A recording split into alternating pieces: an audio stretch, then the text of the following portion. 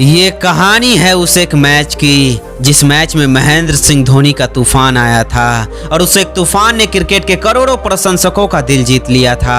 ये कहानी है उस एक मैच की जब चेन्नई की नैया पूरी तरह डूब चुकी थी और महेंद्र सिंह धोनी ने उस नैया को पार लगाया था। ये कहानी है माही के पराक्रम की, ये कहानी है माही के आत्मविश्वास की। नमस्कार दोस्तों, आप देख रहे हैं अर्जुन शर्मा XY3 के एक स्पेशल एपिसोड कहानी माही के पराक्रम की। ये मैच उन दो टीमों के बीच हो रही थी जो IPL के अंक तालिका में ठीक एक दूसरे के विपरीत थी। एक टीम टॉप पर थी तो दूसरी 8वें नंबर पर। एक टीम ये मैच अपनी क्वालिफिकेशन के लिए खेल रही थी तो दूसरी टीम IPL में अपनी उम्मीद को बनाए रखने के लिए खेल रही थी। 21 अप्रैल 2019 शाम 7:30 बजे दोनों टीमें चिन्ना स्वामी के मैदान में पहुंच चुकी थी। दोनों टीमों में फायर पावर की कोई कमी नहीं थी। एक तरफ दुनिया का सर्वश्रेष्ठ बैट्समैन था तो दूसरी तरफ दुनिया का सर्वश्रेष्ठ कप्तान। एक तरफ मिस्टर IPL था तो दूसरी तरफ IPL का किंग था। इस मैच के लिए इतिहास हमेशा हमेशा के लिए साक्षी बनने वाला था। टॉस हार कर पहले बल्लेबाजी करने उतरी RCB की ओर से पारी की शुरुआत कर रहे थे स्वयं विराट कोहली और पार्थिव पटेल। पहले 2 ओवर बेंगलुरु के पक्ष में रही तो तीसरे ओवर के पहले ही बॉल पर दीपक चहर ने विराट कोहली को अपना शिकार बना लिया।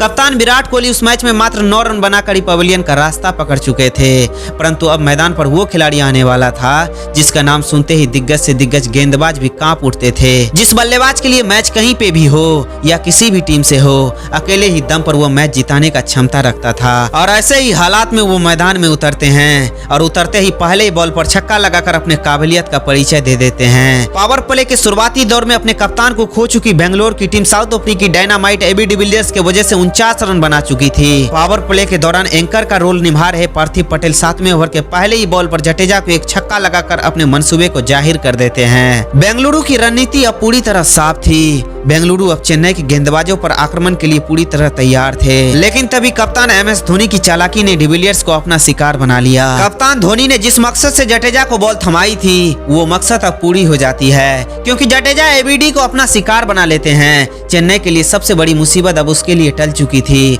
परंतु चेन्नई को अब भी चैन की सांस नहीं मिलने वाली थी। इस विकेट के पतन के बाद बेंगलुरु की सबसे बड़ी उम्मीद मैदान से बाहर जा रही थी, परंतु दूसरी तरफ से पार्थिव पटेल अभी भी एक छोर से बेंगलुरु के लिए संभल कर खेल रहे थे। शुरुआती ओवर में शांत दिख रहे पार्थिव अब चेन्नई के गेंदबाजों पर प्रहार करना आरंभ कर चुके थे, परंतु दूसरे छोर से कोई भी बल्लेबाज पार्थिव को सपोर्ट नहीं कर रहे थे। RCB 13 ओवर में 100 रन बना के अपने 3 विकेट खो चुकी थी। अगले 7 ओवर का खेल अभी भी बाकी था।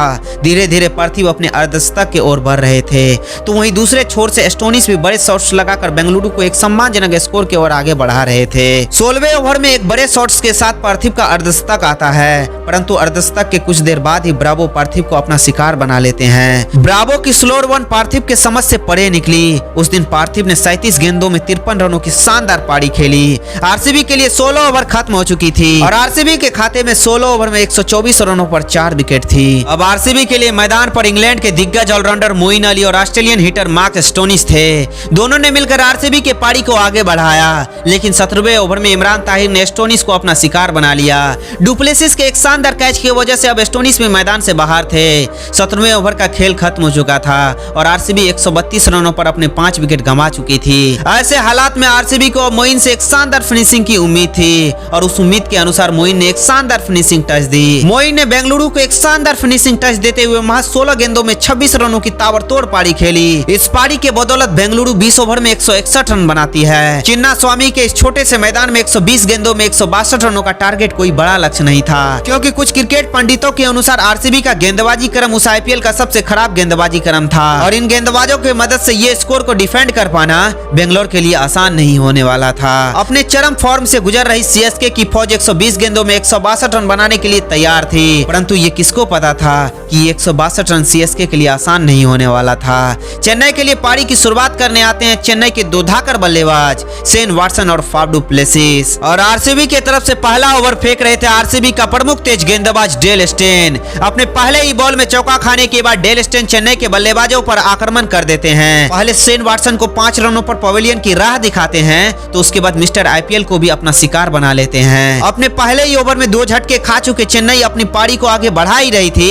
कि फाफ डू प्लेसिस भी उमेश यादव का शिकार बन जाते हैं। चेन्नई के पारी की 5 ओवर खत्म हो चुके थे और चेन्नई महज 23 रन ही बना पाई थी और अपने 3 विकेट गंवा चुके थे। चेन्नई के लिए अब मैदान पर थे अंबाती रायडू और केदार जाधव। जिस मैच को चेन्नई आसानी से जीतने वाली थी, वही मैच पूरी चेन्नई के विपरीत बदल चुकी थी। जिस स्कोर को चेन्नई बड़े आसान से चेस करने वाली थी, वही स्कोर अब चेन्नई के लिए हिमालय बन चुका था। आरसीबी के गेंदबाजों की आंधी रुकने का नाम ही नहीं ले रही थी। पावर प्ले अभी तक खत्म भी नहीं हुआ था कि केदार जाधव भी उमेश यादव का शिकार बन चुके थे। ऐसे हालात में चेन्नई का संकट मोचन चेन्नई का कप्तान स्वयं चेन्नई को बचाने आ जाते हैं। ये परिस्थितियां, ये हालात और ये सिचुएशन उनके लिए आसान नहीं होने वाला था। पहले उस कप्तान ने अंबाती रायडू के साथ मिलकर पारी को संभाला।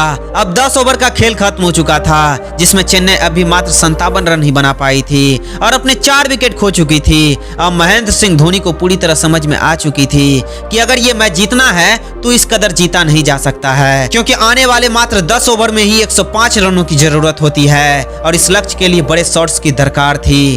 13वें ओवर में अंबाती रायडू 13 रन जड़कर चेन्नई की तरफ से आक्रमण करने का शंखनाद करते हैं, परंतु अगले ही ओवर में रायडू चहल के चालाकी में फंस जाते हैं। रायडू के आउट होने के साथ ही चेन्नई की आधी टीम सिमट चुकी थी, लेकिन अब भी 42 गेंदों में 79 रनों की जरूरत थी और चेन्नई के लिए मैदान पर थे दुनिया का सर्वश्रेष्ठ फिनिशर, फिनिशिंग का बादशाह महेंद्र सिंह धोनी। 17वें ओवर में धोनी के गलत कॉल के चलते जडेजा रन आउट हो जाते हैं और जडेजा के रन आउट होने के बाद सीएसके की पूरी टीम सहम चुकी थी, क्योंकि जडेजा का ये विकेट चेन्नई के करोड़ों प्रशंसकों का दिल दहला दिया था।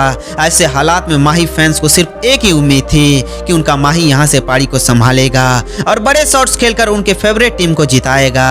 कप्तान महेंद्र सिंह धोनी के लिए ये हालात कोई पहली बार नहीं था। उससे पहले भी महेंद्र सिंह धोनी ने कई ऐसे मैचेस को अपनी टीम को जिता चुके थे। आखिरी ओवर पर विराट कोहली ने उमेश यादव को महेंद्र सिंह धोनी के सामने लगाया। महेंद्र सिंह धोनी ने यादव के पहले ही बॉल पर चौका लगाया और अगले 3 गेंदों में 16 रन जड़ दिए थे। अब अगले 3 गेंदों में 10 रनों की जरूरत थी, लेकिन चौथे गेंद पर धोनी को सिर्फ 2 रन ही मिले। अब अगले 2 गेंदों में 8 रनों की जरूरत थी और वहीं 5वें बॉल पर धोनी एक लंबा छक्का जड़ देते हैं। अब 1 गेंदों में सिर्फ 2 रनों की जरूरत थी, लेकिन दुर्भाग्य से आखिरी बॉल धोनी के बल्ले से नहीं लगती है और चेन्नई ये मैच 1 रनों से हार जाती है। दुनिया के लिए ये मैच भले ही बेंगलुरु ने जीता था, लेकिन क्रिकेट के रियल फैंस का दिल कप्तान महेंद्र सिंह धोनी ने जीता था। धोनी ने उस दिन 48 गेंदों में 7 छक्कों की मदद से शानदार 84 रनों की पारी खेली थी और अपनी फिनिशिंग की लोहा पूरी दुनिया को मनवाई थी। दोस्तों, आपके हिसाब से 2023 आईपीएल की ट्रॉफी कौन सी टीम जीतेगी? कमेंट बॉक्स में अपना राय जरूर लिखें और साथ में ये भी बताएं कि आईपीएल में आपका कौन सा फेवरेट टीम है।